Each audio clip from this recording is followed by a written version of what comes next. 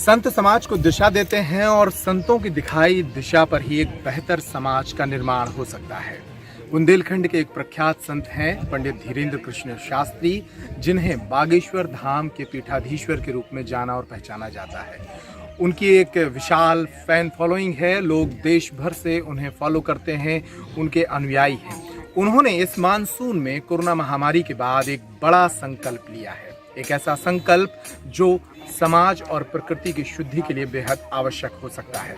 इस वक्त इस संकल्प के साथ वो हमारे साथ मौजूद हैं, उनसे जानेंगे क्या ये संकल्प है। महाराज जी, बहुत स्वागत है आपका प्रैक्टिक टाइम पर। धन्यवाद। प्रैक्टिक टाइम से जुड़े हुए सभी दर्शकों को, साधकों को और बागेश्वर बगिया के पुष्पों को खूब शादी। महाराज जी, मैं संकल्प के विषय में जानना चाह रहा था, किस तरह का ये संकल्प है और कितने पौधे कितने वक्त में लगना है? अच्छा, वर्तमान में बागेश्वर धाम बालाजी की प्रेरणा से, सदगुरु सन्यासी बाबा की प्रेरणा से, जो पीछे समय में कोरोना जैसी महामारी में त्राहिमाम देखा, ऑक्सीजन की कमी, हवा की कमी के कारण लोगों को परेशान देखा, उसी वक्त मनोभाव में यह संकल्प आया था कि हमें लगता है परमात्मा और प्रकृति हमें जगाने का प्रयास हम सबको कर रही है, कि प्रकृति के ऊपर जो हम आप सबने अमानवीय कृत्य किए हैं, उनका दोहन किया है, अंधाधुंध वृक्षों की कटाई की है, उसका दुष्परिणाम कोरोना जैसी महामारी और ऑक्सीजन की कमी है। मानव प्रकृति कहना चाहती है कि अगर आप अभी नहीं जागे तो आने वाले कालांतर में आप और आपकी पीढ़ी सिलेंडर पीठ पर टांग करके घूमेंगे।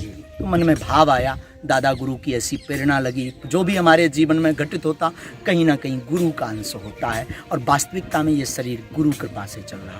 तो उनकी मनोभाव में प्रेरणा लगी कि वृक्षारोपण का संकल्प लिया जाए। बागेश्वर धाम से लगभग देश और विदेशों से लोग जुड़े हैं, तो निश्चित रूप से कोई भी संकल्प बड़ा नहीं है अगर सबका साथ हो। तो उन सबको आवाहन करके 11.25 लाख वृक्षों का रोपण का एक विशाल संकल्प लिया है। बहुत बड़ा, परंतु हनुमान जी के लिए कोई बड़ा नहीं। और राम काज कीने बिन मोहि कहाँ विश्राम। जब हनुमान जी कहते हैं कि राम काज किए बिना मोहि विश्राम नहीं है, तो हम तो उनके दासानुदास हैं। तो क्यों ना हमेशा हमारा संकल्प रहता समाज के लिए, प्रकृति के लिए, मानवता के लिए और सनातन धर्म के लिए। ये तन ही हुआ गुरु कृपा से, तो जब तक प्राण है तब तक यह करना ही है। तो लगभग 1.5 वर्ष के सत्र में 11.25 लाख समूचे भारत वर्ष में, बुंदेलखंड में मूलतया प्राधानता छतरपुर जिले में 11.25 लाख वृक्ष लगाने का इस दास ने आज 5 जून को संकल्प किया। पौधारोपण का अभियान तो महाराज जी शासन की ओर से भी चलता है, वन विभाग भी ये प्रयास करता है, आप इसे महायज्ञ कह रहे हैं। ये यज्ञ किस तरह से है और अगर ये यज्ञ है तो लोग इसमें कैसे यजमान बन सकते हैं? जी, यह यज्ञ, चूंकि यज्ञ के अनेक रूप होते हैं। यज्ञ कोई कर्मकांडीय विधा नहीं है, अपितु बहुमुखी चिकित्सा का प्रारूप यज्ञ है। दान को भी यज्ञ कहते हैं, हवन आहुति को भी यज्ञ कहते हैं, मानव सेवा को भी यज्ञ कहते हैं, कन्यादान को भी यज्ञ कहते हैं, और एक वृक्ष लगाना, 11 वृक्ष लगाना, 21 वृक्ष लगाना भी एक यज्ञ है। जितनी संख्या में आप यज्ञ को बढ़ाते जाएंगे उतना इसका बड़ा रूप होता चला जाएगा। तो यह भी एक यज्ञ है और इस यज्ञ का संकल्प सहित कार्य करने का हमने एक प्रकल्प लिया है कि इस यज्ञ को संकल्प सहित करेंगे। संकल्प 11.25 लाख का है। तो जितने भी बागेश्वर धाम से लोग जुड़े हैं उन सब के लिए एक हमने पत्र तैयार करवाया है, उसमें संकल्प पत्र है। संकल्प पत्र में हमने लिखवाया, मैं अपना नाम वह लिखे जो यज्ञ का यजमान बनना चाहता, पर्यावरण यज्ञ का। तो जैसे मेरा नाम धीरेन्द्र, इस दास का नाम धीरेन्द्र कृष्ण है, मैं धीरेन्द्र कृष्ण तनय पूज्य पंडित श्री श्री रामकृपाल गर्ग श्री बागेश्वर बालाजी महाराज को साक्षी मानते हुए 11 वृक्ष, 5 वृक्ष अथवा 2 प्रकार के प्रकल्प हैं, एक वृक्ष दान देने का, एक वृक्ष लगाने का। कई लोग समयाभाव के कारण शहरों में रहते हैं, विदेशों में रहते हैं, जमीनें नहीं है लगाने को, तो वो जो है वृक्षों को लगा नहीं सकते, तो वो उसमें भी वो भी यजमान बन सकते, वो दान दे सकते हैं, वो वृक्षों को दान दे दें तो वो भी यजमान है। और यहाँ धाम से वही दान दिए गए वृक्ष श्रद्धालुओं तक पहुँचते रहेंगे। हाँ, उन तक पहुँचते रहेंगे तो उनके द्वारा ये संकल्प भी हो जाएगा, वो यजमान भी बन जाएंगे और प्रकृति के लिए उनका एक बहुत बड़ा उपहार भी हो जाएगा। और निश्चित तौर पर प्रत्येक यज्ञ का फल मिलता ही है, इसमें कोई संदेह नहीं। आदिकाल से बड़े बड़े अमलात्मा, विमलात्मा, महात्मा आज वैज्ञानिक भी हैं, तो वो भी कोई ना कोई यज्ञ के प्रयोजन से सफलता प्राप्त करते हैं, तो निश्चित रूप से उन्हें भी उसका पुण्य फल प्राप्त होगा।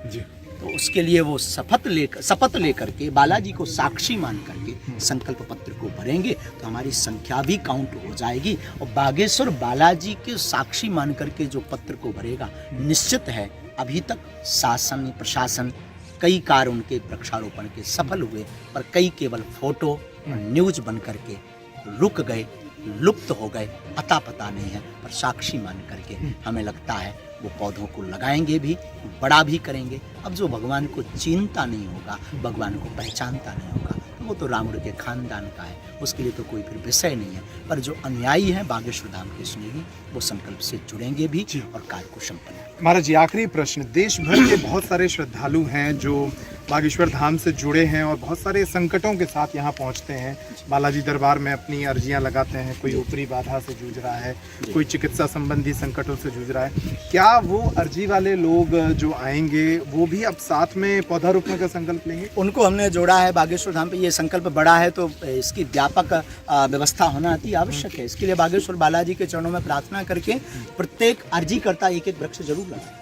जो अर्जी लगाए हुए हैं बागेश्वर बालाजी के चरणों से जुड़े हैं, वो एक 5 यथाशक्ति अनुसार वो एक वृक्ष लगाना, 11 वृक्ष लगाना, जितनी उसकी सामर्थ्यता है उसे अति अनिवार्य ही हम कर रहे हैं। बालाजी से प्रार्थना करके, अपनी सामर्थ्यता नहीं है पर हम बालाजी को ऐसी प्रार्थना करेंगे और उनको भी निवेदन करेंगे। उनके द्वारा ये बहुत बड़ा काम प्रकृति के लिए होगा। प्रकृति परमात्मा, प्रकृति है तो परमात्मा की कृपा है, और परमात्मा की कृपा होगी तो हमें लगता है आदि व्याधि रोग सुता उसके पुण्य प्रभाव से घटने लगेगा और मनोकामना शीघ्र पूरी। चलिए, हमारे भी बहुत शुभकामनाएं हैं बागेश्वर धाम परिवार को कि आपका वो संकल्प देश भर में जाए और वो पूरा हो।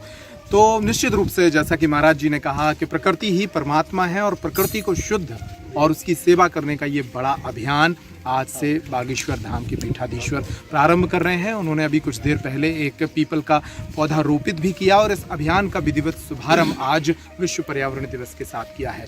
पेप्टिक टाइम के तमाम दर्शकों से भी अपील है कि वो यथासंभव अपने आसपास पौधारोपण करते रहें, क्योंकि इस समय प्रकृति की सेवा और शुद्धि बहुत आवश्यक है। इस न्यूज़ में इतना ही।